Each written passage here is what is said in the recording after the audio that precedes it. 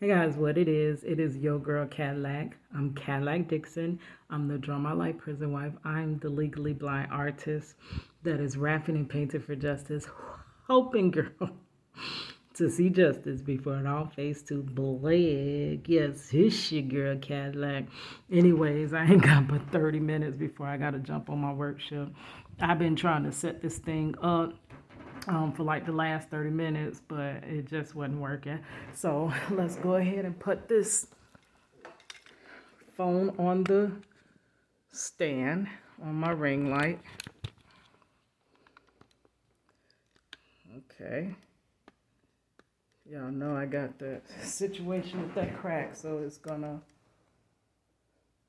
have a glare. Okay, so we're gonna work on Miss Erin on Demand's video.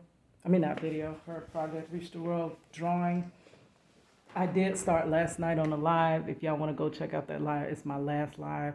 That ain't the regular live. That was just me and Money chopping it up. Money wanted me to come over, hang out with her and Princess.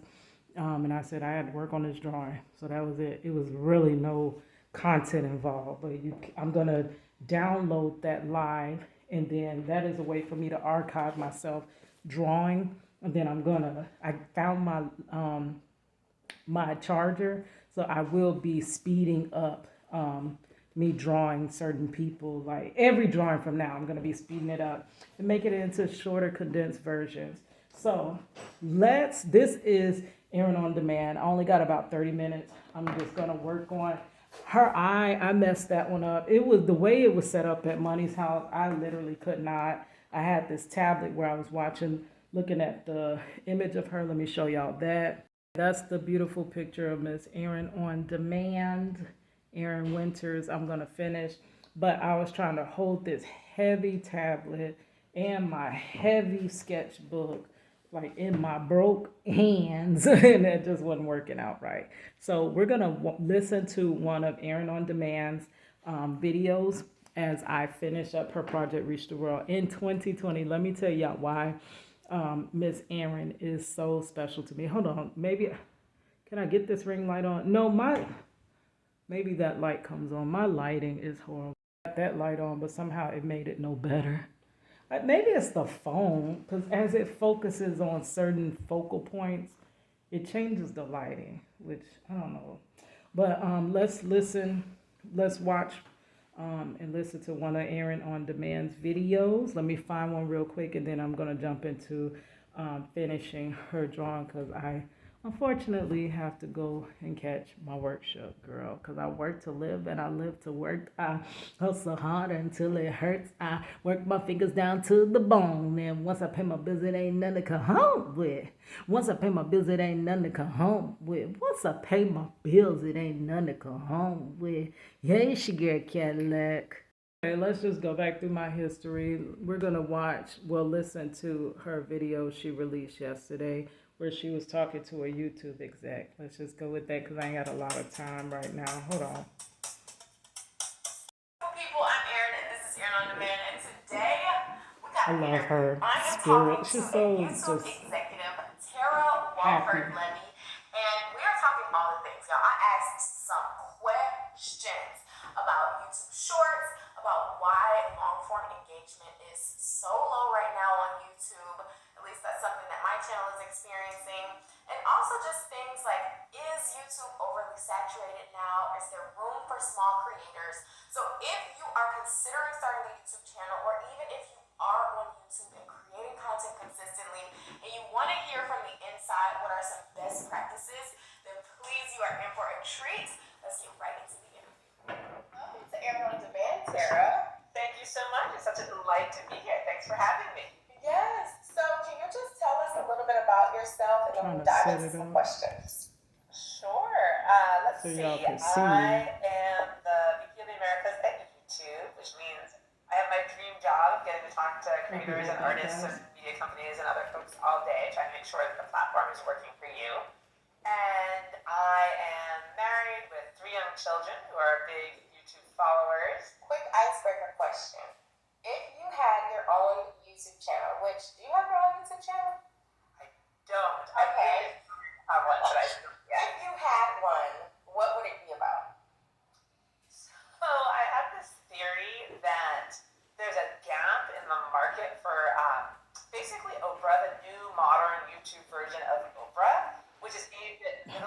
women, right? And sort of like the issues of our time and our age, they also have changed, but that sort of, universal appeal and emotional connection, I would love for that to be my channel. Okay, we're gonna have to start that. I'm not middle aged yet. I don't know how to do it graphic. I am. But when I am, I'm gonna meet. So, all right, I've got some time, but I'm keeping viewers like you in mind for sure. Okay, good. From the creator perspective, have you seen a shift or channels coming into life, or like people growing faster? Like, what are some of the things that you've noticed over your time that have kind of changed in the creator economy of YouTube? Let's see, and the mission of YouTube, which is what attracted me in the first place, I think is actually pretty stable, right? Give everybody a voice and help them to show people the world. If you think about sort of the explosive growth that we all know has happened, and look at, we just released, for example, our latest annual impact report, where Oxford Economics said that YouTube is contributing in the US alone $35 billion of GDP and almost 400,000 jobs. That wasn't happening 12 years ago, right? The explosive nature, the extent to which all of those creators are now able to hire people and build their own businesses, and the breadth and depth of content on the platform, has just exploded. And you know what's crazy? I started my channel at the end of 2018, and I was like, I'm going to have 50,000 subscribers by the end of 2019, and by the end of 2019. Do you hear this? Her expectation was so high, which she possibly thought that was low, but it was so high. And she actually made it. Like, off rip. I'm like, that is so amazing. Because for most YouTubers, our expectations are high. Number one, because we probably used to view YouTube. Most YouTubers used to watch YouTube. And YouTube looks as though it's very simple process. Put up some videos, get monetized, make money. People can't even figure out what you're getting paid for because they feel like it's just so freaking easy. Anybody can do it. What was that saying? It's so easy a caveman can do it. That's what people are thinking. And it's not until you get out there in the trenches and you actually start yourself a YouTube channel and you realize, God dog it, this is almost mission impossible. But she did it. Wow. I had almost 100,000 subscribers, and my channel just like took off. I felt like there was a missing space for young Black women who were building their businesses from the ground up. I'm sorry. Please don't let me do all this talking. But that's what I was saying. Y'all know I talk about myself and my life and things I'm going through. And that's the perfect example. She tried and she did not fail. She did it. So you would be hard pressed to make her believe that there's something she cannot do because she just simply proved that it can be done. That's where I was trying to give an example of I have tried and it doesn't happen. So not just once. Nobody, even after once, you'll get right on back up and try something else. But I've tried again, and each time it seems to fail. And now it's hard pressed to get me to believe that it can happen. So you get reinforced in both ways, but glory to God, she just did it, tried it, and it worked. And not those entrepreneurs who had already made it, who were already like making 6-7 figures, but like really showing how I moved back in with my parents and just how I was kind of bootstrapping it from the beginning. And YouTube, I've always said it's like the heartbeat of my business. It has been the thing that has opened up so many opportunities and allowed me to meet so many people. And I think that it's just so crazy how YouTube has done that for so many people. Like, I feel super special that it's happened to me, but I know that it has happened to so many people. And I just saw that the monetization requirements have shifted. So can we? But for the many people that it does happen for, they're still the minority, very much a minority. For most YouTubers, they don't see that success. It is a very hard trial and error type experience. And most people, like Sean Cannell, one of my favorites, he would tell you most people would make it, but they give up before their channel takes off. But it's just, it takes so freaking long for your channel to take off. So most people get weary and just let it go. Like even one of my favorite YouTubers, Life with Anthony, he literally was on YouTube for 10 years before his channel ever took off. There's not many people that will continually upload faithfully with as hard as it is. That is my job calling me. Why are they calling me? What could they be calling about? No, I can't be late. But there's not many that would do that, knowing that, there's no return in it. You're kind of just uploading and it's taking your time, your energy. It is a lot of work to do YouTube and you're not getting that return. I don't know how long I can go because I need to call them back to see like what in the world. But if I do that, it's gonna stop my video, girl. Okay. If they call back one more time. Talk about that for a second. Is YouTube trying to create more opportunities for more creators to make money on the platform and to create a whole business out of having a YouTube channel? Yeah, I mean, I loved you talking about YouTube as the heartbeat of your business because that is one of my absolute favorites, along with people who talk about YouTube as their home. And so, in order to keep both of those things true for creators, we are always looking to think, how can we make YouTube even more creatively, financially, emotionally attractive to people? We wanted to find a way. I believe that they should reward more than just that top percentile. Because for all those creators, just like me, I have uploaded, if y'all check my thing, it is very desperate. I have uploaded 4,700 something videos. That looks like, girl, you trying way too hard. But they're making money off of my videos. Though I have yet to see the first dollar, the first quarter, they're making money off of my videos. So think about how many more YouTubers like myself exist than those that are monetized. So they're getting a whole heap of free content that people are watching. And then it's only a % that they have to pay for. So I believe they should reward those that are giving YouTube free content for people to watch. I mean, something.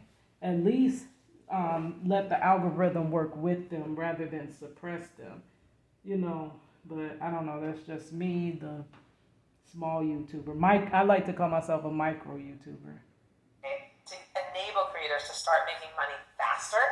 And so, in essence, the number of subscribers required to be eligible for YPP is lower for these direct from consumer options because advertisers tend to require a certain volume in a way that loyal fans might not. And so we saw a big opportunity to help more creators early in their career, get their start building those businesses, and hopefully then move even faster in getting to what you describe, 100,000 subs, even more. Yeah. So just to clarify, the new requirements are 500 subscribers and 3,000 watch hours within a year's. Okay, so now they lowered it because it was 1,000 you had to get 1,000 subscribers and 4,000 watch hours, which when shorts came out, the subscriber count was not that hard to get because shorts are king. And I'm so glad I got that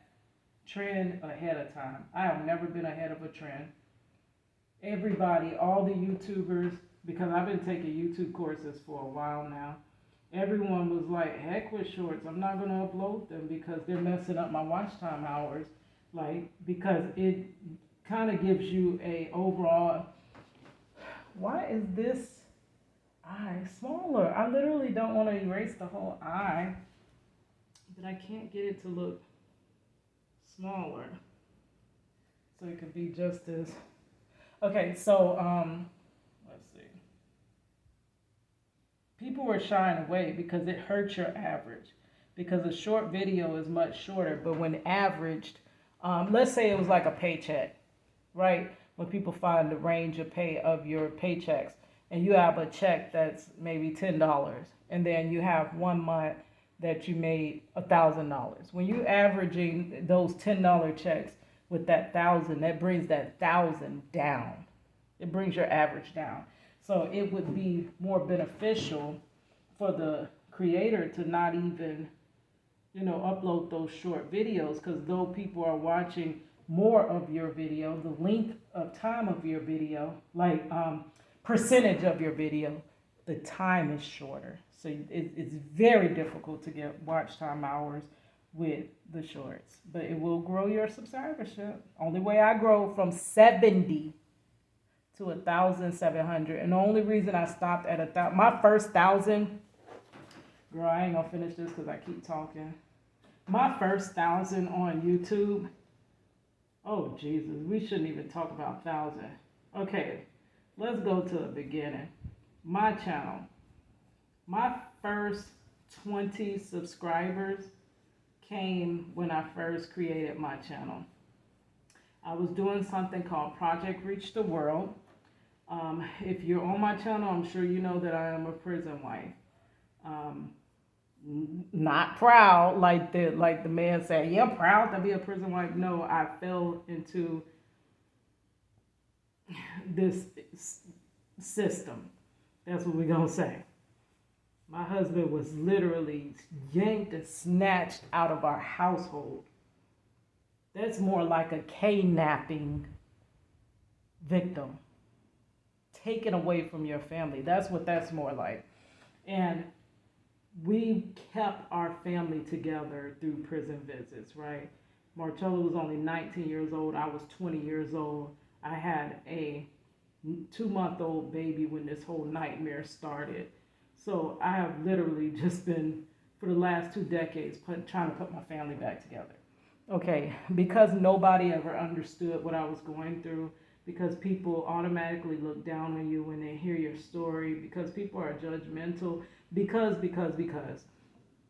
I started reaching out and saying, hey, I know I literally cannot possibly be the only one in this situation. And I started looking for support groups. I'm like, it gotta be somewhere else, someone else in this world that is going through this situation.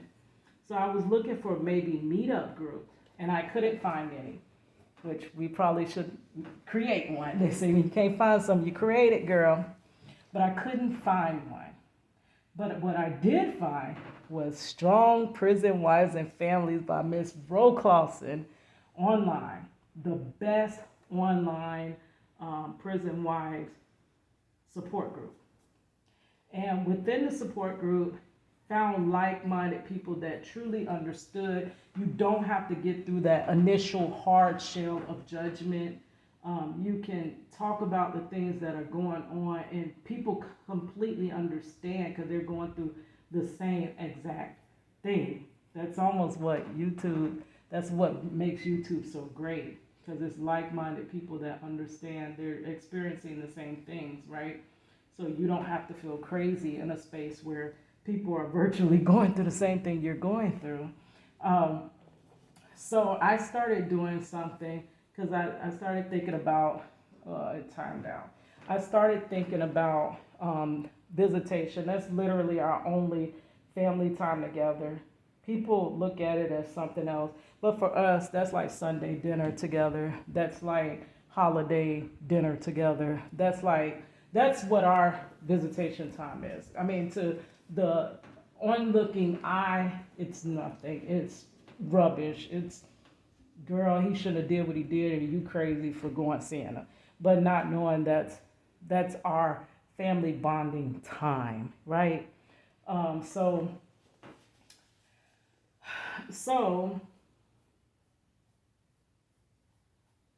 I was thinking, like, in the back, they would have the cameraman in the back of the visitation. And I started visiting when the cameraman had a Polaroid camera. Girl, that is just how long I've been a prison wife. That was a long time ago, since 2001. I guess I was a jail wife 2001. 2002 is when I started the prison life because he went off to prison in 2002. 2001 he was in jail. So I have been in this lifestyle for a long time.